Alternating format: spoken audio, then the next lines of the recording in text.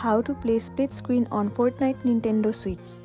The very first thing you want to do is to head over to your Fortnite Nintendo Switch. Enter your login credentials and make sure that you are logged into a specific account. Well, if you're playing the Fortnite on your PlayStation, at the bottom you'll find a triangle option, which you have to go ahead and tap on to log in. Once you do this, similarly, the second player have to do the same. If it is using an Xbox, go ahead and tap on the triangle icon, or triangle would be fine for PlayStation. Once you both are appeared in the lobby, the split screen mode will automatically begin.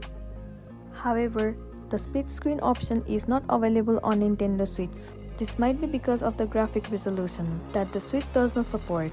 Also, you have to make sure that when you are on your split screen mode, you will not be displaying any of the lobby or the sub-menus. Only the gameplay will be shared along the split screen. However, if one of the players disconnect or exit the match, then the split screen session will also end.